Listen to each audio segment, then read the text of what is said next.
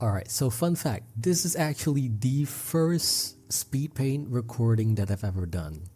This is way before the free-run one that was uploaded much earlier last year. So fun fact, I actually didn't think about recording the process until after I finished filling in the base colors. So in the slideshow that you've seen just now, you can see all the different colors that I use to separate the different elements. So from the body to the clothes to the little accessories and the hair and whatnot. This is a very good way to help keep track of your sketch, and also as a way to, for you to help separate what needs to be done first. So I decided I should first render the details first before I start rendering in any of the lighting and the shadows. So for her, I started with the skin color with a ball joint doll head as a reference. And for some reason, I think ball jointed doll heads, their makeup are very nice to look at, especially when you translate them into 2D art. I think that's a really appealing way to render faces, especially if you compare them with real life faces. Yeah, I think it's actually much nicer. So once I finish rendering out the face, I use a multiply layer to apply the makeup for the eyes and the mouth, as well as applying any kind of blushing and any kind of additional shading and whatnot. I think that kind of works better for me in terms of ease of rendering. It's a very easy way to add on any kind of extra detail that you would want without having to compromise any of the shading or rendering that you've done before on a previous layer.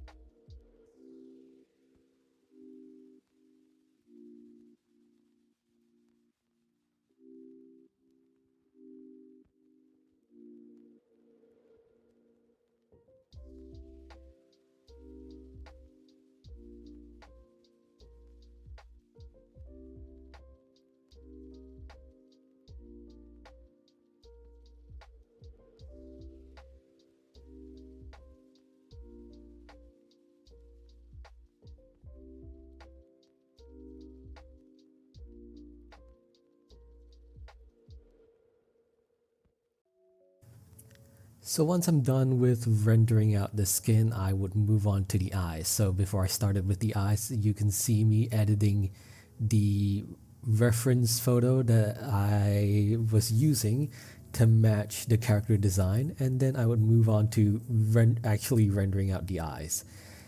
So eyes are one of my favorite parts to render, especially because of how much fun there goes into rendering out the colors and the details.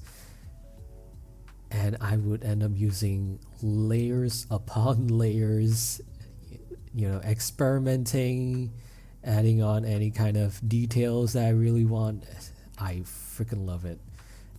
And I think the purple and the green color scheme mix is a really fun one to kind of render out. I think the color matching is very nice to look at. And then after which I would add in like any kind of color adjustments just to make sure the final product looks nicer.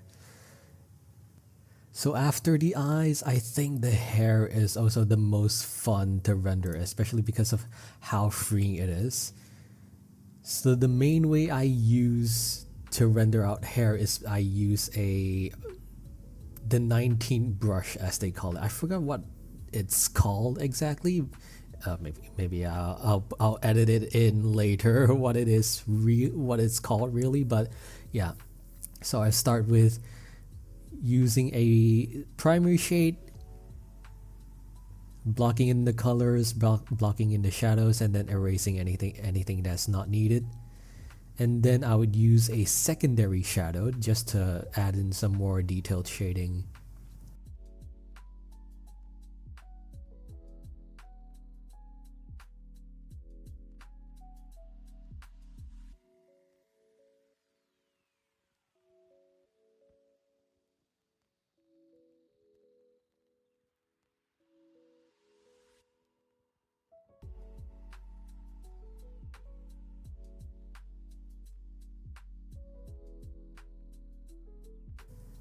And as for the highlights of the hair, I use a similar approach to the shading. But for this one is that I just quickly block in any kind of highlights and then like where I want the highlights to be, and then I would erase any unneeded details, mainly blocking out some of the unwanted areas and add in some additional details, some minor adjustments here and there. And then for this one, I actually tried out a new technique that I thought of. I'm not sure if this is an original technique, so don't quote me on that. I don't think I invented it, but for this one, I use a trigonometric color. I don't know if that's the right term. I used a trigonometric color scheme to to add into the edges of the highlights with the blue base, and then I added in some red and green just to make it look iridescent. And the moment I did that, it felt like I was unstoppable. I had the galaxy brain me moment for a while there.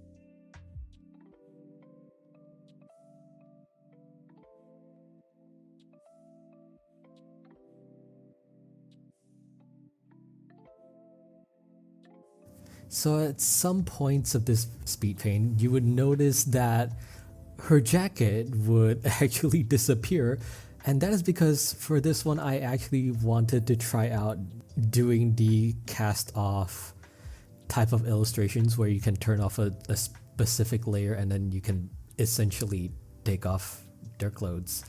I've seen some people do that. You know, those kinds of pinup artists, those, you know, those the porno art, the Guna artists. Yeah, so but I'm not sure how well that worked out. Maybe one day I'll try it again. Maybe I'll you know, do some adjustments and make another upload. We'll see. We'll see about that. So one thing that I want to mention is that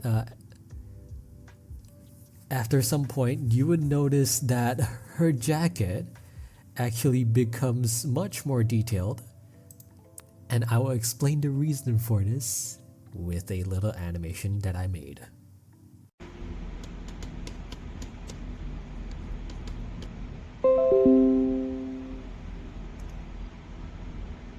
Eh? Eh?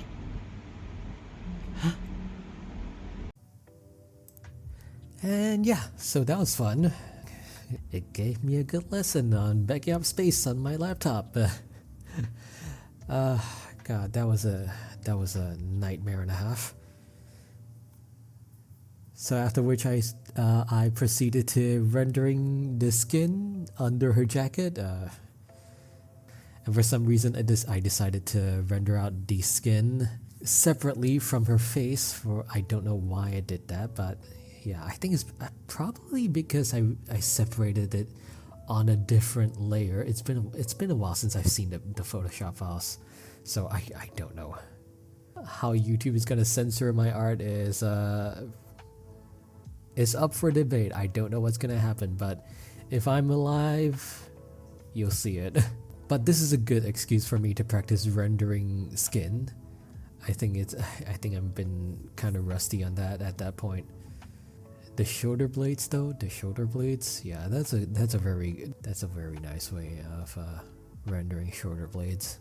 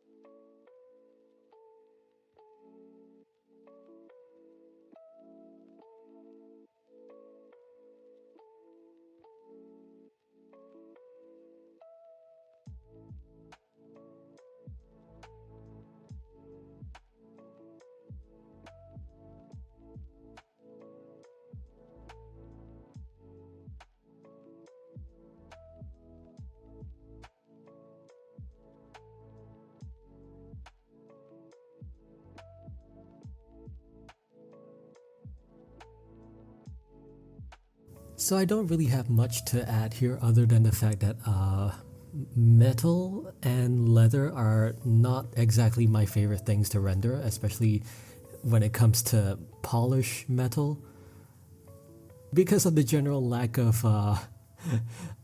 more gritty texturing, which I kind of enjoy more. You know, something a bit rusty, a bit more hammered, sandblasted. And when it comes to leather, it feels like no matter what I do, it feels just a bit too glossy, plasticky. And when it comes to these, I really have to rely on importing textures to edit it out. And then, yeah, it's just a bit of a mess for me. And you can see more rendering of the skin that I put into a separate layer. And man, oh man, those juicy wide hips, those the perfect childbirthing hips. I sometimes I just want to give myself a pat on the back for being able to draw anatomy like this. I'm just trying to put things in a way that doesn't get me canceled, but you get the idea. You get the idea. Yeah. Just imagine me nudging you up, giving you shoulder nudges.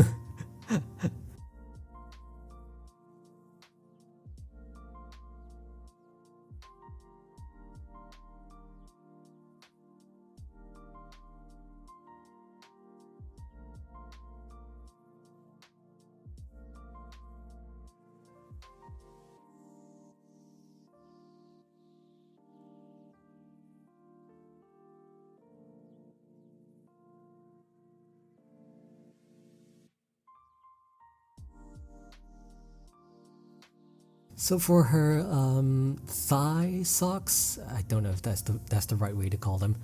So as you can see here, her socks have a type of pattern that I was trying to replicate, but as you can see here, when you compare them to the reference, yeah, I did them wrong. I did them wrong, and I wouldn't realize that until way later, and then later you can enjoy me. You can enjoy watching me panic later on when I realize the fact.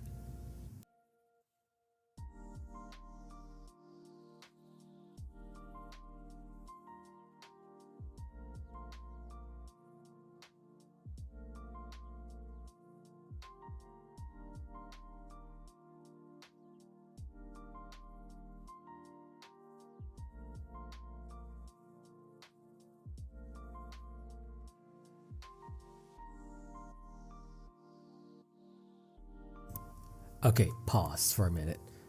So before we progress any further, there's one thing that I want to mention. Now, so far in this video, you've seen me use the screenshot from Google Maps as the stand-in for the background, and in all honesty, I originally considered actually using this in the final product, but something about the composition and the perspective just didn't feel right. And Google Earth doesn't really allow for angle adjustments either, so the next option I had is to take a photo myself on location.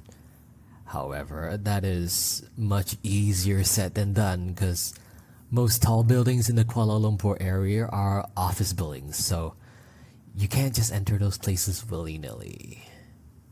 And now if only there was a tall enough building in the city that allows the public to go up and take photos of the view up there. Oh.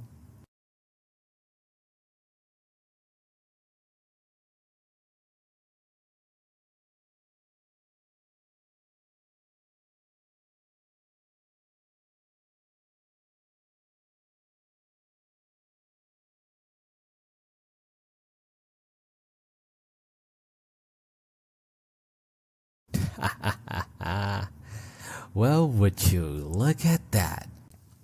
Well, time to touch some grass.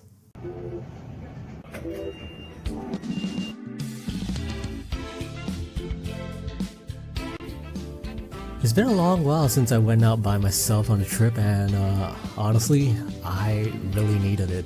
There's been a lot of things that happened during this period of my life, and at this point I just wanted something positive, so I allowed myself to have some fun walking around the city.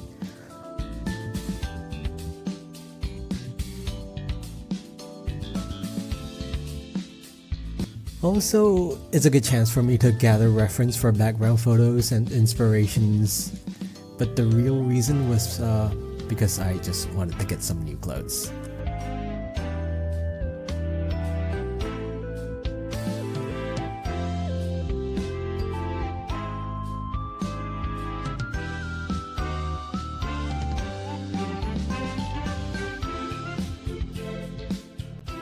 Also, not gonna lie, I've already been to this part of the city many times since I was a kid, so I'm already familiar with most things that you can see here, but there are some new places that have been added, like this fancy ass bookstore and this 360 surround stage thingy. I'm not sure what you call it.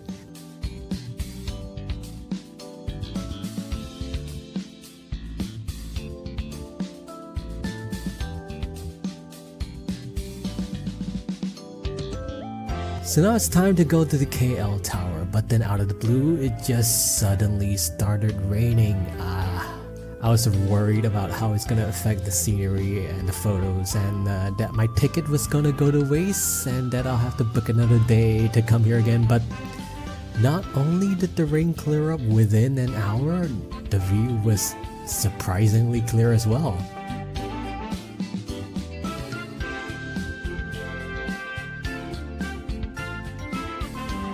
I think I might have spent about an hour and a half up there just walking around the observation deck and taking photos everywhere I could, and man oh man, the views were gorgeous.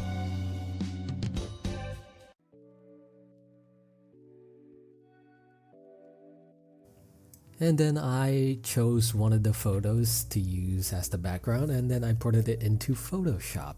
There's more work to be done, because as you know, real life colors does not translate well into illustration. So I had to make some adjustments in terms of the saturation, and then I had to completely redraw the sky, which wasn't that difficult at all. I had some cloud brushes that make it easier to draw skies and clouds. As much as I would like to show more of the photos that I took, unfortunately, something happened to my phone after a software update, and then, yeah, all the photos were completely gone. They're completely gone.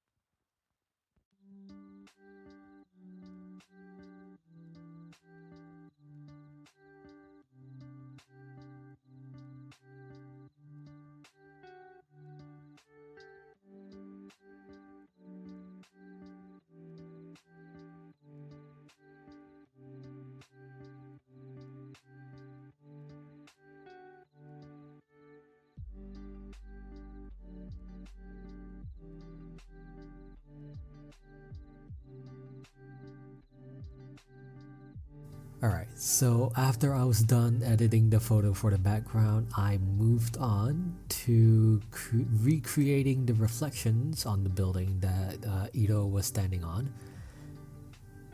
And it wasn't that difficult either, so it's basically just duplicating the background and then just reversing the image and then creating the motion blur.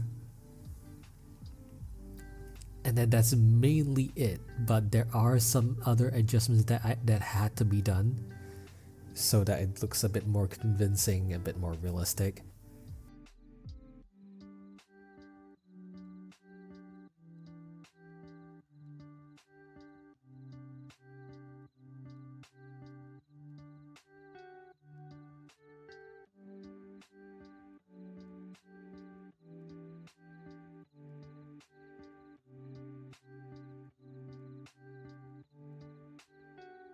So once the backgrounds and the reflections are done, I move on to recreating the reflection I move on to recreating the reflections of E.ro onto the building, but yeah, my first plan didn't go so well, so I had to resort to painting in to painting in the reflection on the building itself.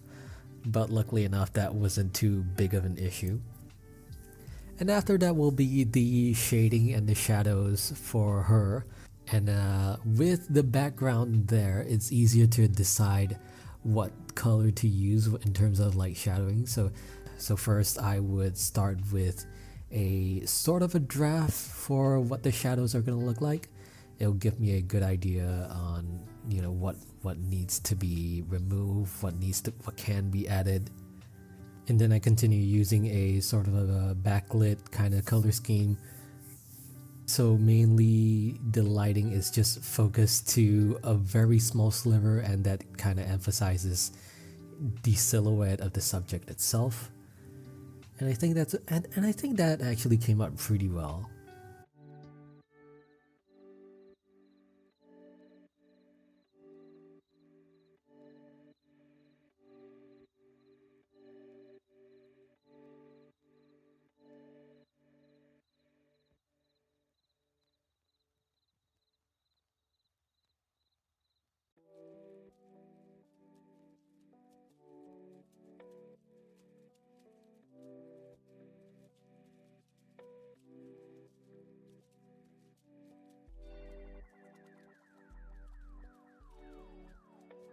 So once the shading and the lighting is done, all that's left is basically post-processing. And I also had to color in the line art as well. This took a long while, to say the least. I know there are some more easier ways to do this, but at this point I hadn't really found it yet. But yeah, it is what it is.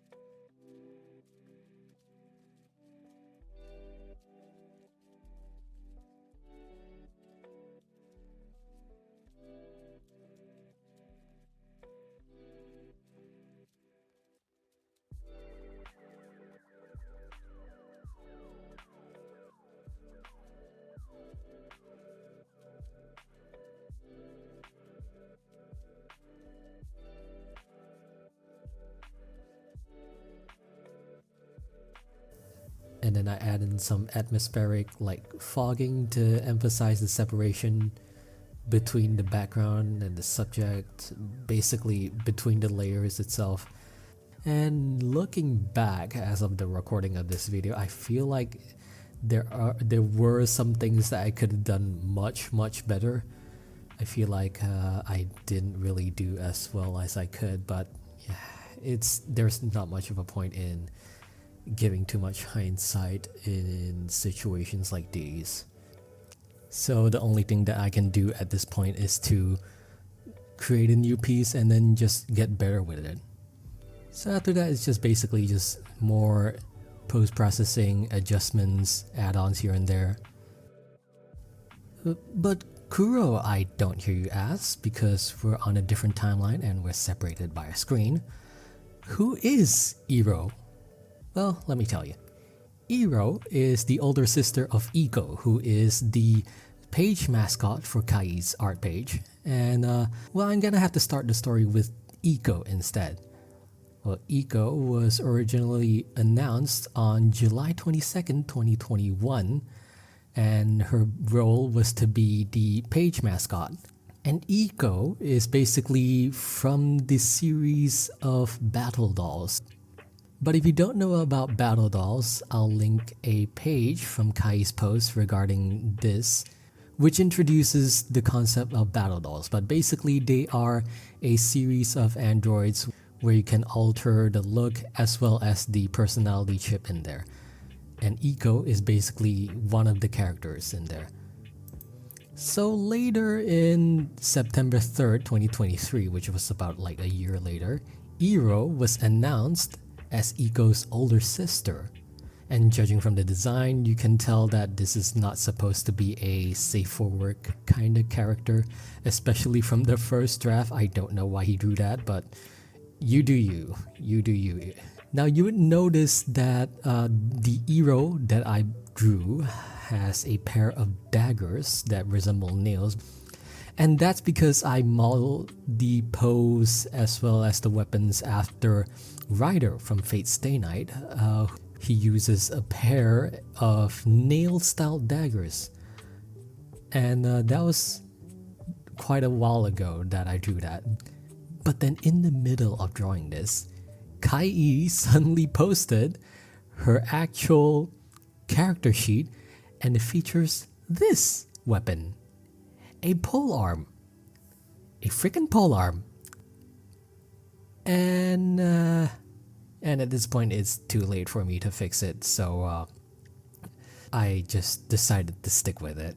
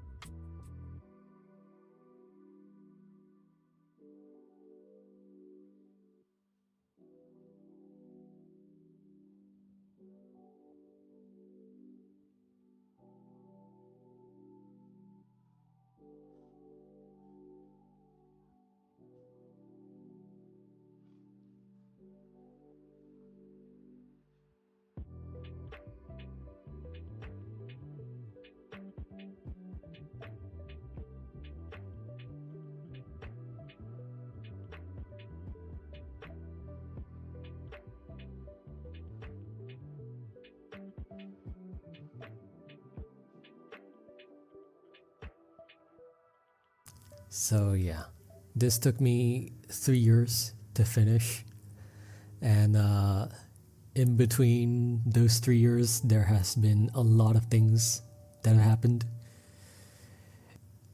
I moved house, experienced the end of a relationship, and then moved house again, and then a lot of things have happened that I can't really explain. But but I don't think this is a good excuse for me to take this long on a piece like this. I still did have a lot of fun drawing this to completion.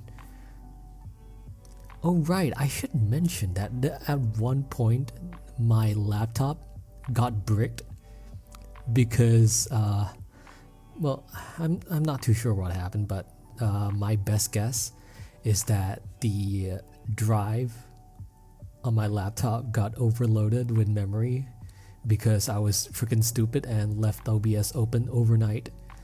And after that, my whole laptop got bricked and I had to save up to get it fixed. And that was actually the biggest reason of why this took so long. Number one, I was procrastinating about it, and number two, I was a broke ass bitch after moving, so yeah. But either way, thank you for watching this to the end, and I really hope that you did enjoy this.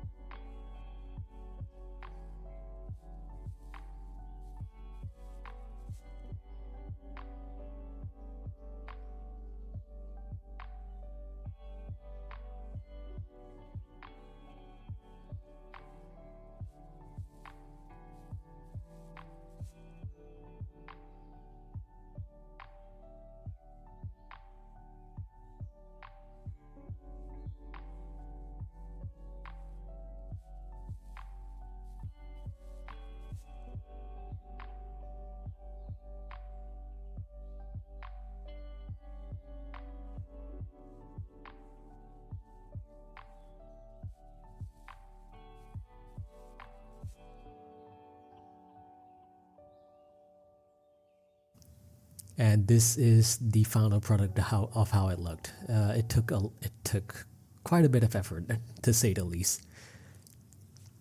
Hope you enjoyed this speed paint video of mine, and hope you learned something from it.